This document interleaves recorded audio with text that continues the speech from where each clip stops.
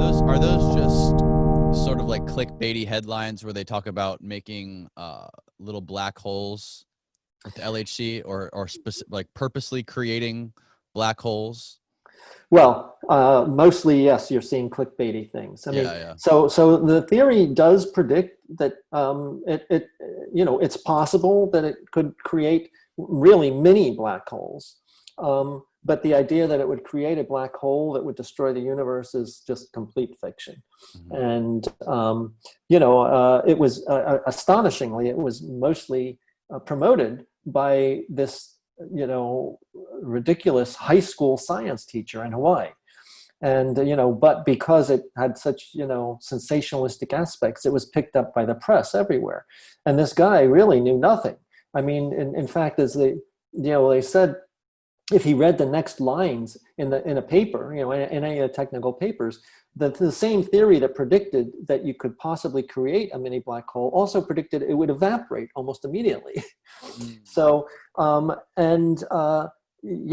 unfortunately, it did get the attention of the press. And I remember I was over there at CERN right before the first big turn on, and there were big headlines, and so it did force the administration to basically take a couple of physicists and say, okay, you really need to do another study, just definitively show that this is not a problem, which they did.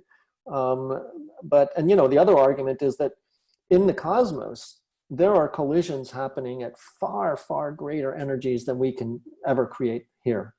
And the universe is here. So, if this was really a problem, if these high energy collisions could create these things that would destroy our universe, they most likely would have already happened, and we wouldn't be here to worry about it. How are we ever going to figure out what dark matter is? I mean, it's basically just blackness, nothingness, right? That's how we can perceive it. Yes. Well, but it does have effects on mass and things like that. So, we do, dark means that it's not visible electromagnetically. It doesn't mean that it's not that it doesn't interact in other ways. We know it interacts gravitationally. So we can detect things that don't emit light because of the other properties. I mean, there are other particles that, don't emit light, that don't have a charge or something like that. We can detect them because of their interactions through these other forces. Okay, does that make sense? So yes. You're saying, how do we detect something because we can't see it? But seeing is only one way of detecting things. We can detect things, which is how we know that it exists, which is how we know that dark matter exists, because of gravity. So it affects other things, right? So if you saw something rotating, so you saw something that you can see, and it's going around in a circle.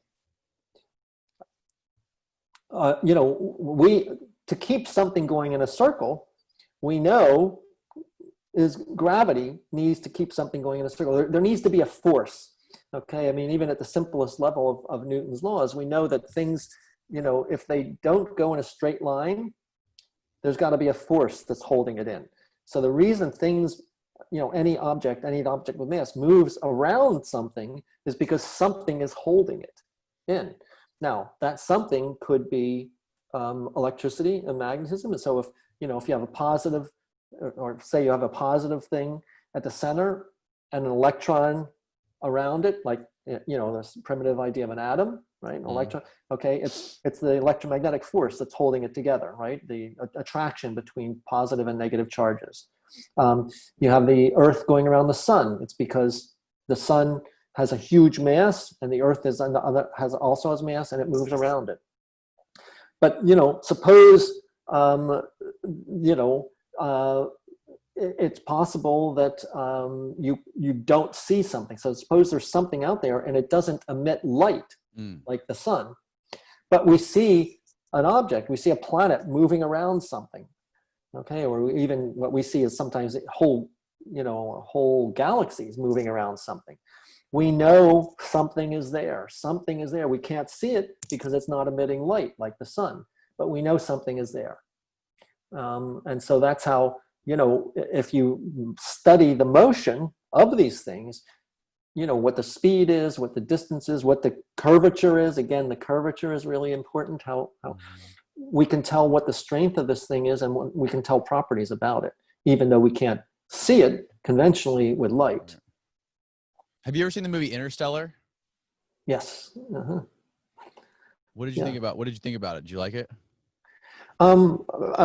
Personally, I liked the human story the most, but I think I've heard Kip that Thorne yeah. was involved in it. I mean, in fact, I think one of what I read is actually one of the originators of it, and so I mean, Kip is a very, very respected physicist, and they, I think, made it as realistic as as possible, and in a speculative way. So it had it was very, very legitimately done. I know that the graphics people actually really worked with, I think, with scientists, and even I think may have even written a couple of scientific papers on how do you visualize certain of those aspects of it and things like that. So it really dealt with that as well. Again, I mean, it is, look, for me, an interesting thing is I primarily, I consider myself a filmmaker at this point. And so when I look at a film, I'm looking at how they are dealing with that aspect of it. And I thought there were some very interesting things there. I thought, with the, I actually thought the way that they handled some of the things nearer the end with the different dimensions with the daughter and the father was very, very interesting, actually. The hardest part for me to conceptualize was the way that time changed. Mm-hmm. How he got farther away from the Earth and time went slower for him than it went on Earth, because when he came back at the end, his daughter was like 100 years old and he was still like the same age. Right. Yeah, and that's a function of relativity. It's part of Einstein's theory, and in terms of how the time and space dimensions get altered, and um, um, again, in a similar way to, I mean, somewhat parallel to what I was talking about, the way things shift when they're moving in color, right? That you shift frequencies.